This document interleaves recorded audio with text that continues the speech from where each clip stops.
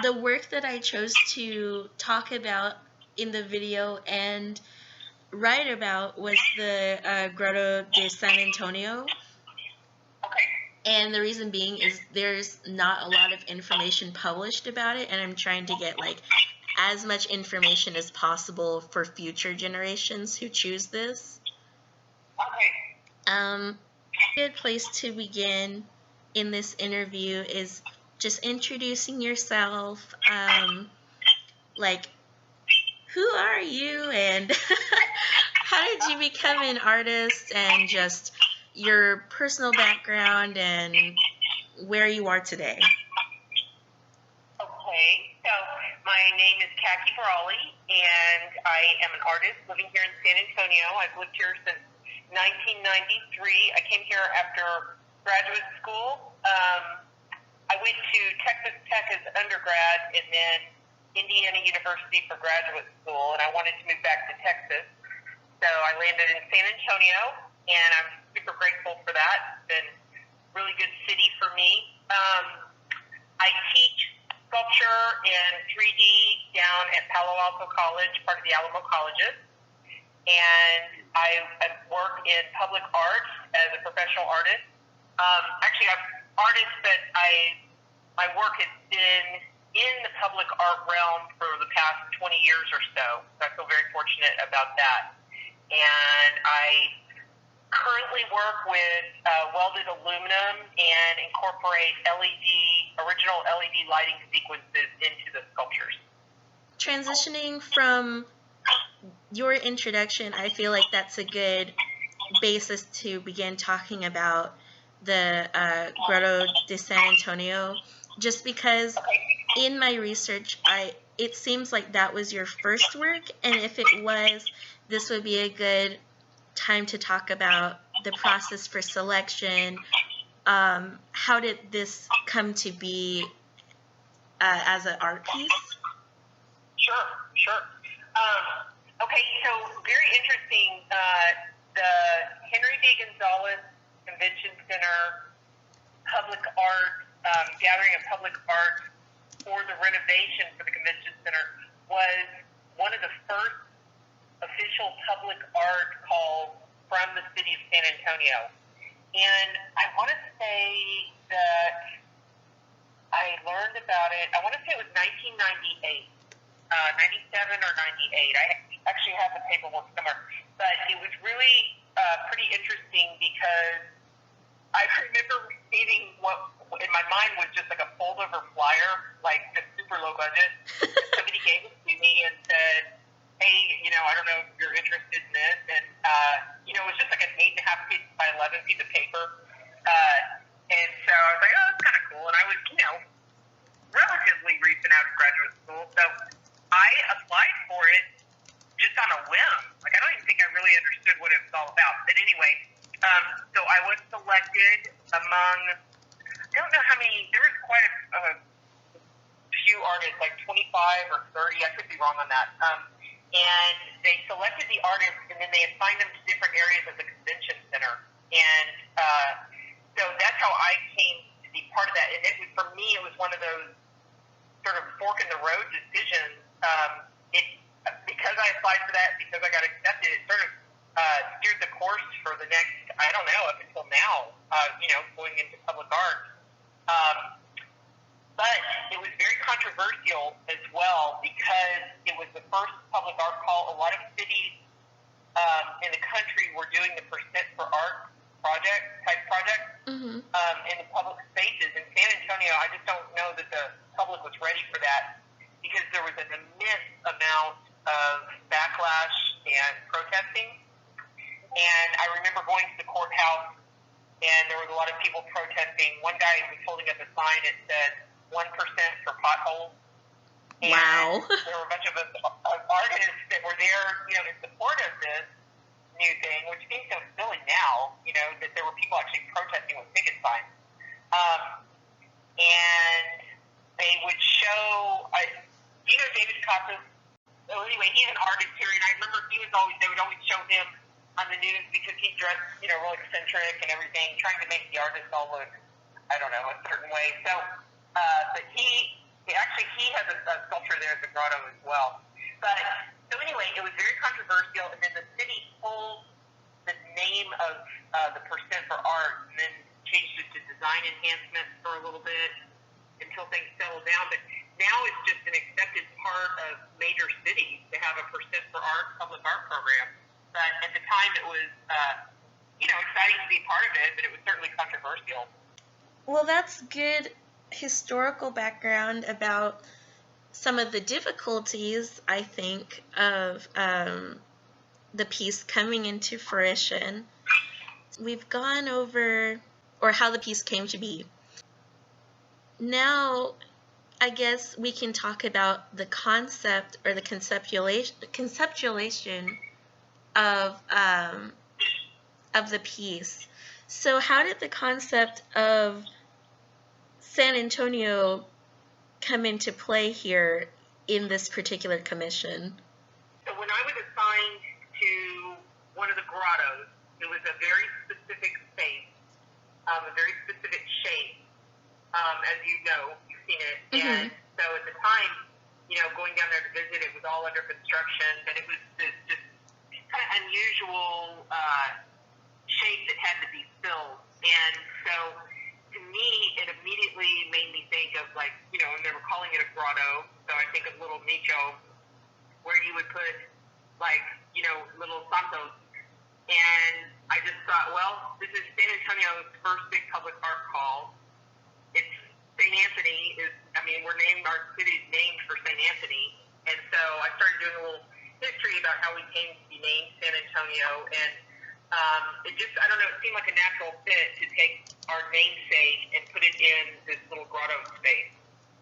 That concept came to the top pretty quickly. I was prepared that there might be controversy because, people saying, oh, it's religious imagery with funding, public funding, but I thought, they can't deny what we're named for and the history that goes along with it. So I had actually prepared, like I was going to court, like I had to defend this, and it never once came up. Nobody ever questioned it.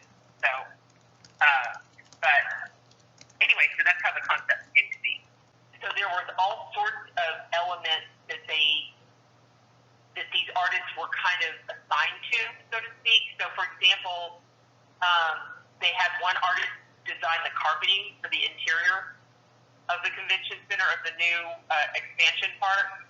And then they had artists, designing hand railing and some doing what they just, I think, called outdoor sculpture areas. And then there were these 6 or 7 grottos. So to those grottos, there were 6 or 7 artists we were assigned. So mine was very specific what we were assigned to. Does that make sense? So there were only 6 or 7 artists for the grottos, and then a whole bunch of other artists for other elements throughout the grounds. My next question actually goes into the details of the physical work, which also combines into the question about what was your process like for constructing? Once I got assigned the outdoor piece, then I started thinking about what material would be good to use. And my MFA is in ceramics, but I did not want to do any sort of clay piece. I'm not a fan of mosaics. I feel like that's just such an easy solution for a large space, and it's not something I really do. My work's more sculptural, and so I started then thinking about metal, and I'd been working in steel, but I didn't want to use something that would rust. And I'm not a huge fan of painted metal. I just feel like to use a certain material, it should be in its natural state. That's just my opinion. Mm-hmm. So, if I make something out of metal and then paint it red, then I could have just made it out of anything. So I picked metal, aluminum, or steel for the natural qualities that it possesses. And so I was wanting to do something that was, kind of in a way like a giant milagro or the big santos. And so you always see those, they're typically out of silver or tin. And so aluminum aluminum became a natural choice. Stainless is much more expensive than aluminum, and it's much heavier. It still has a silver quality, so it's pretty easy to narrow it down to aluminum. Mm-hmm. And at the time, I did not have a big studio, or actually, I'm trying to think if I even had it. No, I didn't really have any studio at the time. So I started looking around where could I build something like this, and my dear friend Riley Robinson, who your teacher will know, he's the director of Art Pace. Oh, okay. And so anyway, but he's a real good friend of mine, and he has a huge space, and he just like welcomed me to use that space, which was incredibly generous. And I mean, it was his studio, and I basically camped out there for upwards of a year building this piece, taking over his whole studio. So very dear friend, we're still very good friends. And you asked about budget. This is really funny because at the time I thought this was like $1 million project. The budget for that was $15,000. Oh my God. And at the time, I just didn't know any better. You know, I was right out of graduate school. I was absolutely dirt poor. And when I heard $15,000, I thought that was just like the biggest, like $1 gazillion. No. So now it's just like that's just so sad. So I built that whole thing for $15,000. Wow, that's incredible. It's crazy. It's so crazy to think about. I mean, you know, certainly there's inflation, but it's just your perspective. You know, I don't know how old I was. I was so young and naive, and it just like, I mean, like it really was $1 million. So I didn't know any better. So anyway, and it did bother me because there's a couple of the grottos that I think were built with very poor materials that would not last, and that the artists, I don't know, I can't speak for them, but I just feel like when I'm given, or, you know, assigned to public art, or I just feel like there's an obligation to make something of high quality. And, you know, I don't think it happens very often, but sometimes people pocket money and maybe don't. I think nowadays there's more checks and balances in place so that the artwork, you know, is equates the amount, the budget. But back then it was kind of all new, and I think, you know, maybe people might have taken advantage and not put in the super high quality work and ended up making more money off of it, which is a shame. Like the piece next to mine is absolutely incredible, and it's really, you know, the BENITO HUERTA piece. He's from Houston, and, you know, I mean, he just did a top-notch job and did a really fine piece. It's big metal heart and with a globe. If you're standing in front of mine, it's the piece immediately to the left. And I have such respect for him because I think he did a really, really, you know, I mean, it's ridiculous to think that was a $15,000 project too. Because it's just, you know, really nice materials and really well done. Kind of moving forward, thinking about the content of the sculpture, can you tell me about how you kind of conducted your research, or what source material you used when drawing visual inspiration for the composition, aside from the Milagros that you mentioned before? Like, where did the image of Saint Anthony come from? So actually, I use a real life model. A friend of mine is a Franciscan friar. What? In New York.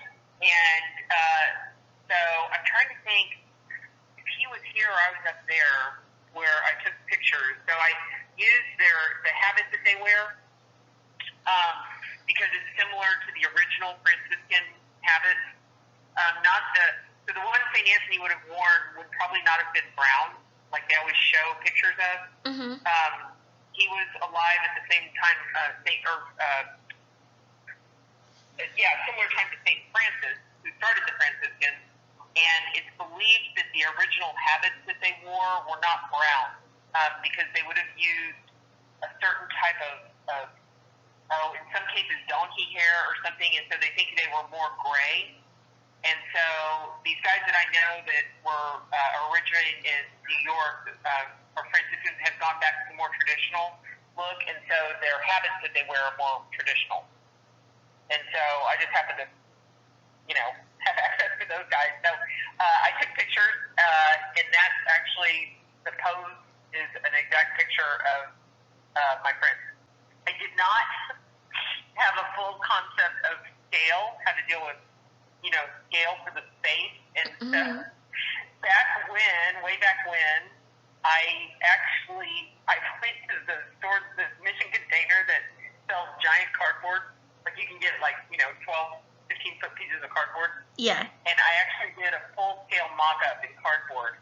Wow. And it's ridiculous. And each time I would do that, I would go down, I'd take that section down to the convention center. And that was before 9/11, so you could just park right there and walk right up to it. There was absolutely no security, like there would be today. Mm-hmm. And I would just go down there, and usually either at with friends at 3 o'clock in the morning or in the middle of the afternoon with these cardboard things to make sure that they fit. Nowadays, when they have public art completions, they usually have a ribbon cutting, right? Which makes perfect sense. But back then they didn't. It was just sort of keep it all on the download, so to speak.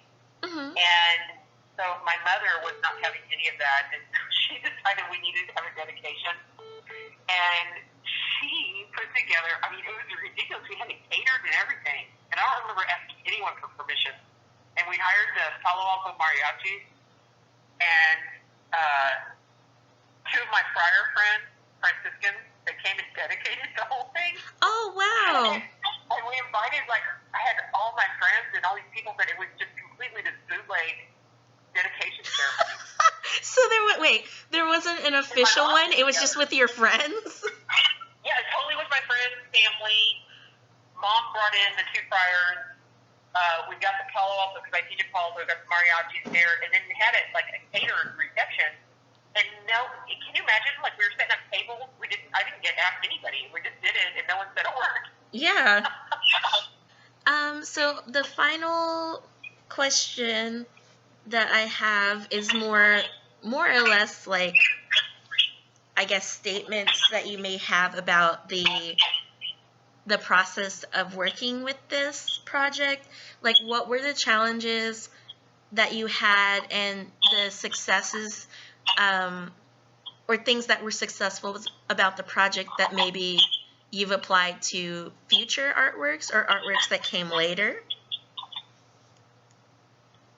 Yeah, okay.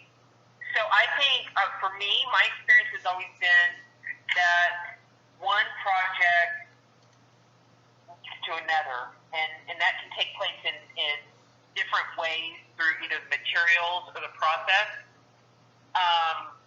But when I started working on the Grotto project, I'd never done anything that scale before, and I think there was just such a level of enthusiasm and excitement, and it was just such an honor to be able to do something like that.